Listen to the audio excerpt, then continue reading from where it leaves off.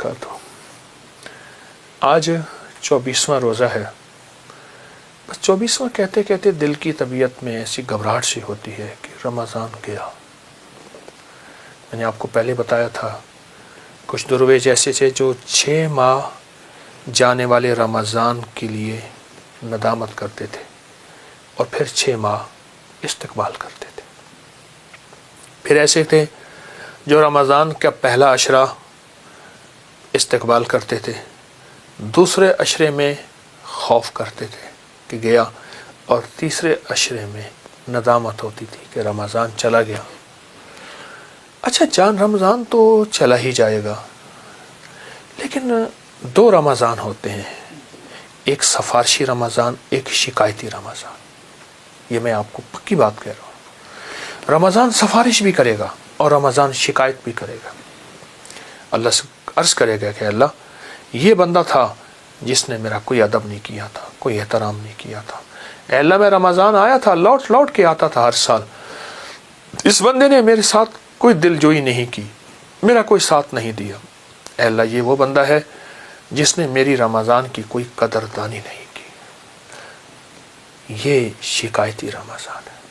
اور ایک وہ سفارشی رمضان ہے جو بندے کی سفارش کرے اللہ کے سامنے۔ فرمایا حدیث میں آتا ہے جو سورۃ ملک تبارک الذی سوتے وقت پڑھتا ہے، قیامت کے دن جب اس کی طرف عذاب پڑھے گا اس کی خطاؤں گناہوں کی وجہ سے، تو سورۃ ملک آڑے آ جائے گی، کہے گی نہیں یہ عذاب نہیں ہو سکتا۔ اور حدیث میں یہاں تک الفاظ ہیں، میرے آقا کا فرمان کا مفہوم ہے کہ سورۃ ملک جھگڑالو ہے، یہ جھگڑا کرے گی اور کہے گی یا اللہ یا تو مجھے اپنے قرآن سے نکال دے یا پھر اس بندے کی بخشش کر دے۔ اللہ اکبر۔ اسی طرح روزہ بھی سفارش کرے گا۔ کسی درویش نے ایک ہندو بنیے کو دیکھا تو لالا جی جو ہیں جنت میں پھر رہے ہیں۔ وہ لالا جی یہ کیا بات ہے، آپ جنت میں پھر رہے ہیں، آپ تو ہندو تھے۔ اور میں بس ایک بول اس کریم کو پسند آیا، میرا بیٹا میرا کھلے بندوں کھا رہا تھا، میں نے کہا بیٹا مسلمانوں کا رمضان ہے، ادب کر، ایک طرف ہو کے کھا لے۔ اللہ کو میری ادا پسند آئی، اللہ نے مرنے سے پہلے فرشتے کو بھیجا، پہلے اس کو کلمہ پڑھا، اور اس نے مجھے کلمہ پڑھایا اور میری موت ایمان پہ ہوئی۔ ساری عمر کفر پہ گزری، آخری وقت میں ایمان لے سینے میں سجا کے بندہ چلا گیا۔ تو رمضان کے ان لمحات میں، ان گھڑیوں میں، ان کیفیتوں میں 24واں روزہ کیسے ہم اللہ کو منائیں، کیسے اللہ کا تعلق ہمارے قریب ہے، اور کیسے اللہ کی ذات عالی کے ساتھ ہماری محبتیں بڑھ جائیں۔ تو میں ایک چیز آپ کو عرض کروں گا، اور اس کے میں نے بہت فائدے دیکھے۔ رمضان میں ایک چیز کی مشق کر لیں، رکوع سے اٹھتے ہوئے نا سمع اللہ لمن حمدہ ربنا لک الحمد، ایک دعا پڑھیں، حمدن کثیرن طیبن مبارکن فی، حمدن کثیرن طیبن مبارکن فی، 5 بول۔ میں نے سال سے بتایا، کیونکہ رمضان میں اہتمام بڑھ جاتا ہے نمازوں کا، نوافل کا، اس کو اپنے مشق میں، اپنے تجربے میں، اپنے بولوں میں شامل کر لیں۔ سمع اللہ کے بعد یہ دعا پڑھ لیں، جوڑوں کا پرانا درد، کمر، ڈسک، مہروں کے مسائل، گردن کے مسائل جن کو کالر لگا ہوا ہو، اور پٹھوں اور اعصاب کا کھینچاؤ۔ کتنے بے شمار لوگ مجھے ملے جب سے میں نے یہ بتانا شروع کیا۔ رکوع سے اٹھے نا آپ، جب اٹھیں سیدھے کھڑے ہوں تو سمع اللہ لمن حمدہ ربنا لک الحمد پڑھتے ہیں، اس کے بعد پڑھیں حمدن کثیرن طیبن مبارکن فی، بس ایک دفعہ پڑھ لیں۔ جوڑوں کا پرانا درد، کمر کا درد، پٹھوں کا کھینچاؤ، گردن کے مسائل ایسے حل ہوتے ہیں، ایسے حل ہوتے ہیں۔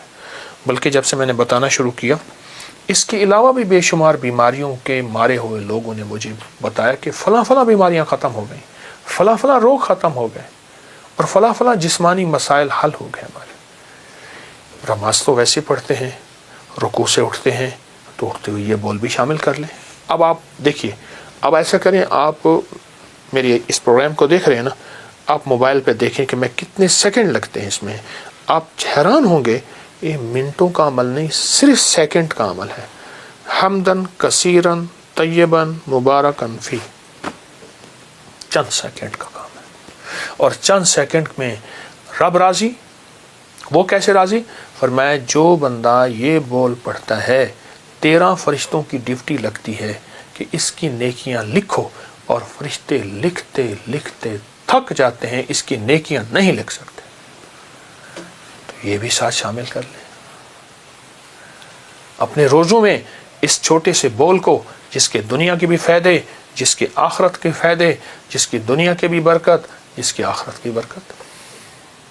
اللہ تو بڑا کریم ہے، بندے کے بولوں پہ اللہ پاک دنیا بھی دے دیتا ہے، آخرت بھی، رضا بھی، صحت بھی، شفا بھی، عطا بھی، وہ کریم دے دیتا ہے۔ تو انشاءاللہ ان بولوں پہ اپنی توجہ بڑھائیں، ان بولوں پہ اپنا دھیان بڑھائیں، اور ضرور بڑھائیں گے۔ ایک چوٹکا بھی ساتھ ساتھ دیتا جاؤں، میری چاہت ہے کہ جسمانی صحت بھی ہو، روحانی صحت بھی ہو، جسمانی فٹنس بھی ہو، روحانی فٹنس بھی ہو۔